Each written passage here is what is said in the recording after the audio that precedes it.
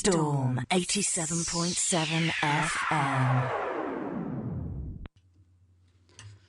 Hello and welcome to Storm FM. This is Answer Me That. Storm 87.7 FM. We're here to answer your questions, anything you can think of at all. It can be as random as you like or just about your relationship. Just call in to 01248 38 8048 or email studio@stormfm.com, or you can message us at storm plus your message 60300. Texts and phone calls charged at your network rate. Storm FM. Now I'm joined by Ben and Rory. How are you both doing? Hey. Yeah, man. Yep. Good, thanks. Yourself? I'm okay, thanks. Good. So we're going to start off now with a couple of easy questions we've been sent in. Let's do that. The first one is, what does B&Q stand for? Any ideas? Oh, I don't like this thing. Oh, dear me. You'd associate it with something to do with DIY. Yeah, builders? No. Or is it like someone's initials? Oh, yeah. But Q's a bit of a... The founder's initials. Ah. It stands for Block and Quail. Block and Quail? Yep. That's pretty cool. Rather random names. Yeah, Block's fairly apt, though. Yeah. Quail's not. I mean, that's a bird. So, like, that's not really going hand in hand with DIY, is it? But, like... Yeah. You could build your own dinner with a quail. Ooh. Maybe with a handy barbecue from B&Q. Food for thought. Dear me. Alright, so the next one is another one about initials. What does M&M stand for? Are we As in talking the about sweets? the sweets? Yeah. It's two names again. Two names again. Is it like the founders' names again? Yeah. Okay. Is it anything to do with sweets or food? Or is it completely random? One of them sort of to do with food and the people who own it at the moment. The other one's random. Okay. Right, who makes chocolate? Cadbury, no. Maynards. Do they? No. Not a clue. It's Mars and Murray. Oh, Mars. Mars, Oh. Nice. Did Mars sense. make Mars? I have no idea. Google that one. Oh, not the planet. Add that to the list of questions. Yeah. Hello, I'm Jimmy Carr and you're listening to Storm FM, presumably because this radio is broken and you can't move the dial. Hello and welcome back. Hey. Hey. So now we've got a rather random question, Yep. which seems to have come out of nowhere. How much does Judge Judy make a year? Judge Judy. Yep. That's got. I mean, well, it's like she got like a pretty big show. Yeah. Surely, like, I mean, that's a fair. Most people know her name after all. Yeah, it could be a fair amount. How much do American people make in TV? A lot. They must make a lot. Right. Okay. We're talking big it up, millions don't a year. they? Yeah. Yeah. Right. More than 10 million a year. Yeah. God, I wouldn't mind that. Her show generates about 200 million in revenue for CBS. Whoa. Okay. Right. And So. it costs about 10 million to produce the show. Right. So it's she not gets bad paid profit more margin, than is she it? gets paid more than 10 million. Yeah. Yeah. More than 30. Yeah. She gets paid too much. She must be like one of the richest people in the world. You'd have thought so. She's one of the richest presenters on TV. 50 million? Bit less. 40? 47 million a year. 47 That million. is Yeah. incredible. I wish I got paid 47 million. I'd do almost anything to get paid 47 million a year. I can't think of anything that I wouldn't do to get paid 47 million a year. That's... It's a lot of money. Set Yeah. you for life. Yeah. Just doing 1 year of her job. Exactly. What do it? What? Yeah, do it for like a day. No, do it for a day, and you'd be fine for like For a couple of months at least. easy. After all, she just sits there and tells people off. Yeah, I could do Hot that. job. I could do that. It's simple. She does it like once a week as well. Yeah, she can kind of like legally and kind of like assertively just kind of rip into people like however she Yeah. wants to. That's going to make Jeremy Kyle feel like yeah. a mug. Like, I know. how much is Jeremy Kyle getting paid? Not 47 million Not a year. And he doesn't get a desk. No, he doesn't. No, or a little gavel. Okay, on to the And next an epic question. theme tune. Yeah. Why is a duffel bag called a duffel bag? So I've got something to do with Latin. Not at all. Oh, okay. So we're not talking like root of words.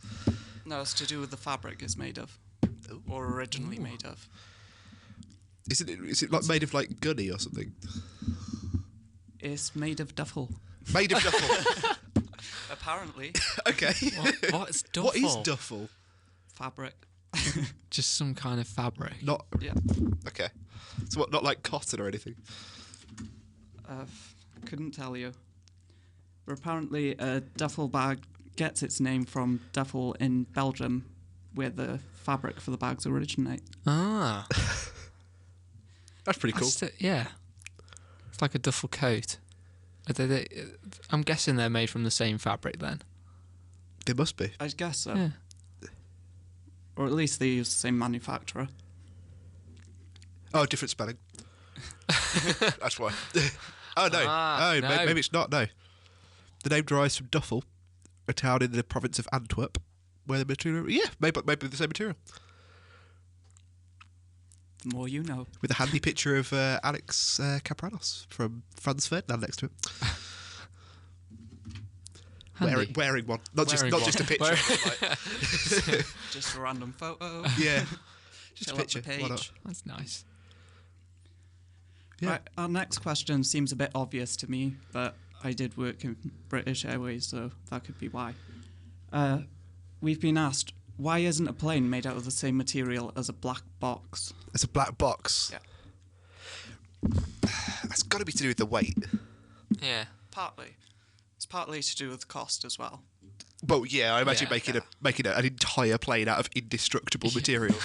Like, because a black box is pretty indestructible, isn't it? Yeah, it's more or less made of thick stainless steel. Yeah. And I mean, I know it can take a tank round and just Yeah. be slightly dented. yeah, whereas an aeroplane is made out of thin layers of aluminium, which needs to be able to stretch as the plane goes up. And interestingly, That's a cannot scary take thought. a tank round.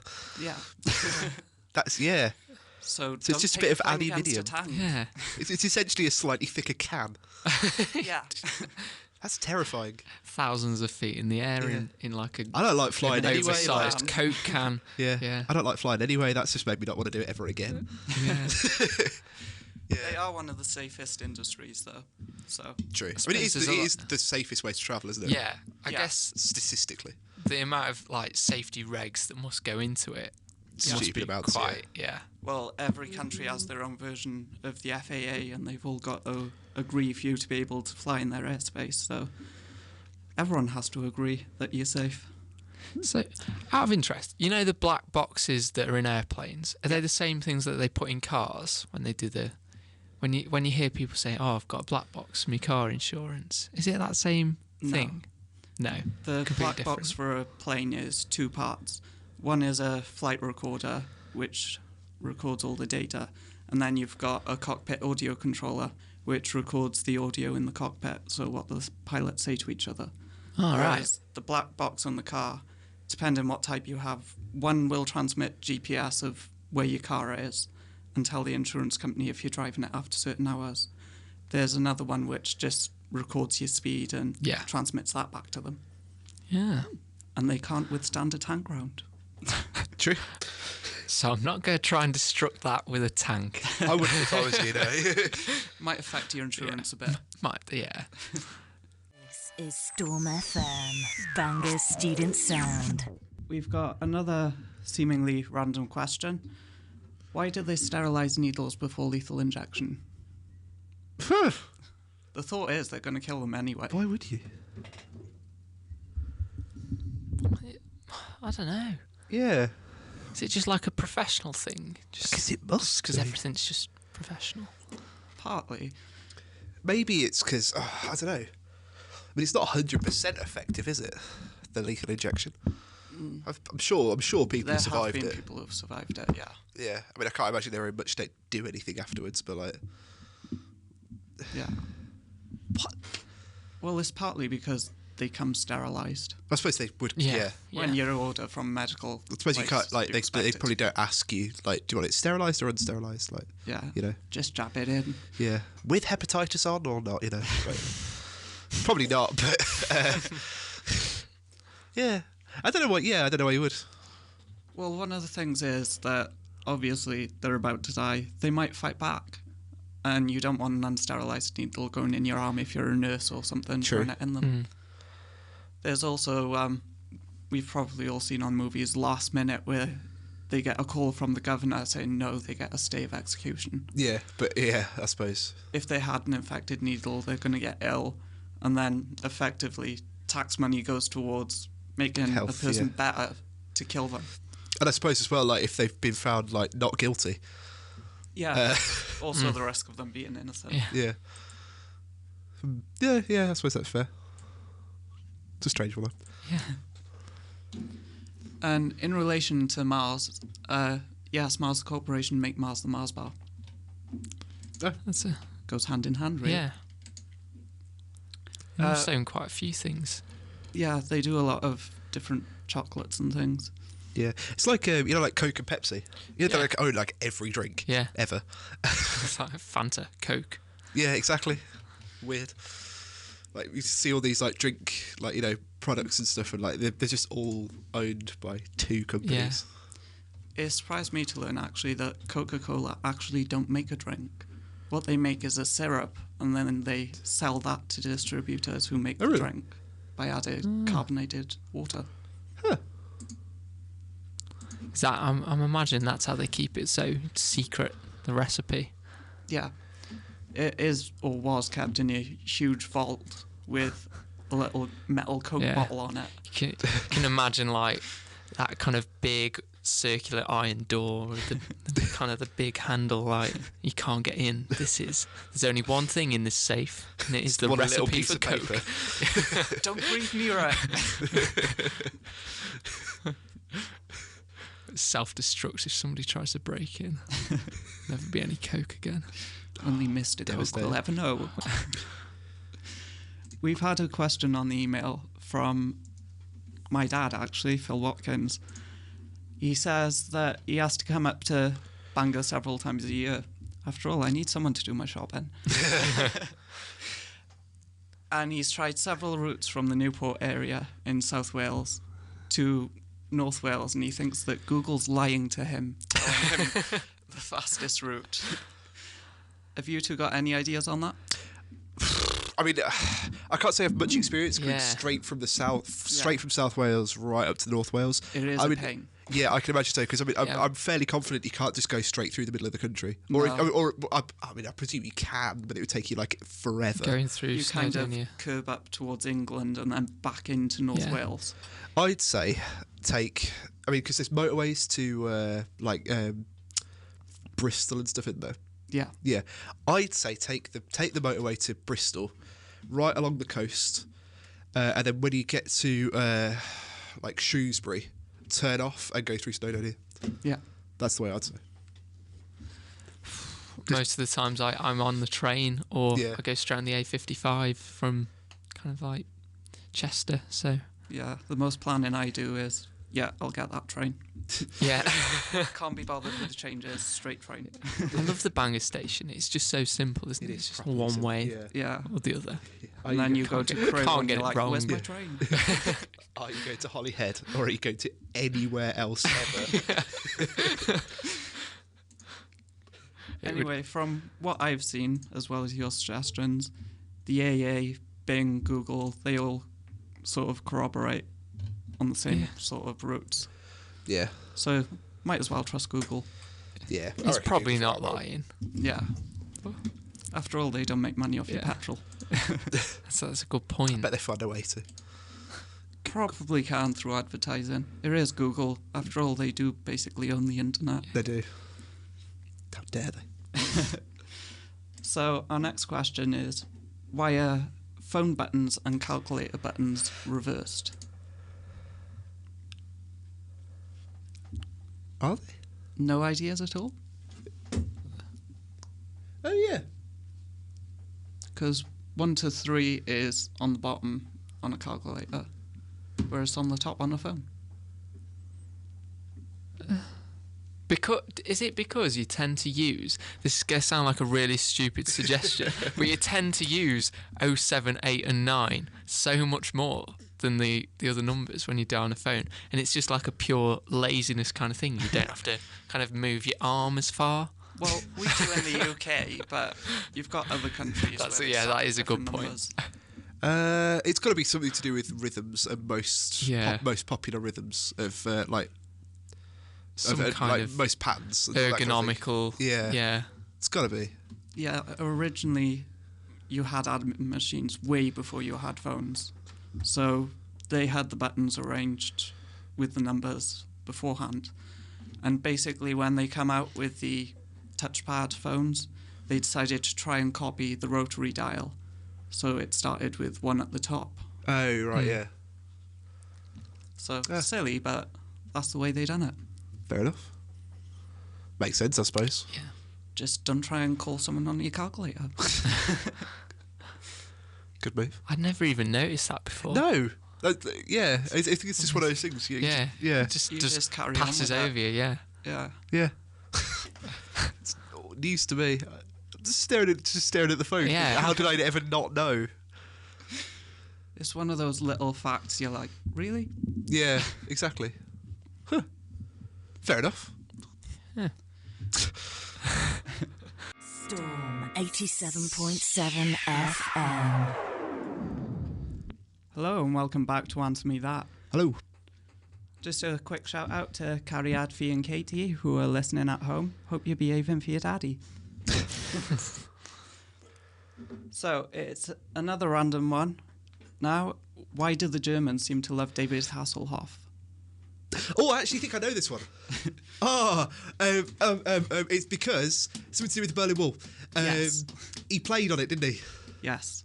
Is that right? Yep. Oh, I'm so happy. Was it, I don't know, like one of the first people? I don't know. I think he was the only person. Only? Yeah, because he played on it just before the Berlin Wall come down. I'm so happy. I got one. I don't feel stupid anymore. Yeah. He actually had a certain song which I can't see the name of. Oh, Looking for Freedom, which was #1 for 8 weeks in Germany. Ooh. Because it was originally released for the American market. Yeah. But they took it on as like East Germany's freedom sort of song. So that sort of put him up there as well. And now he is campaigning to save part of the Berlin Wall as a monument to what was. Yeah. Because developers just want to build houses. Or malls, you know what they like.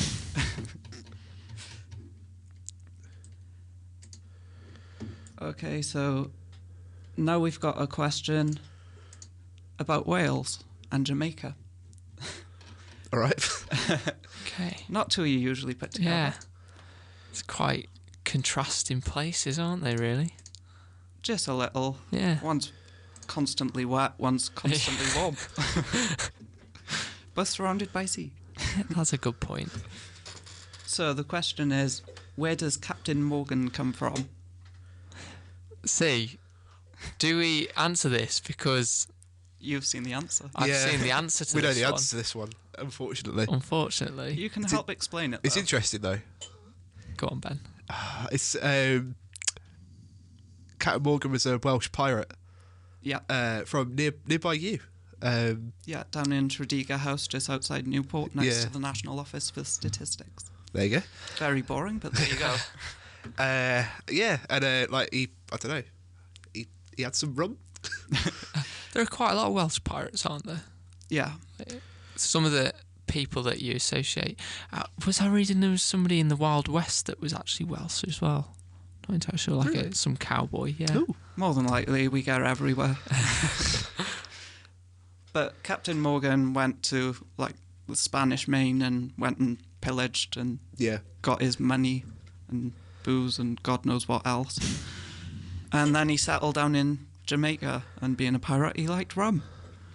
So there was this recipe which was basically passed down until he was bought by a company and sold as Captain Morgan's.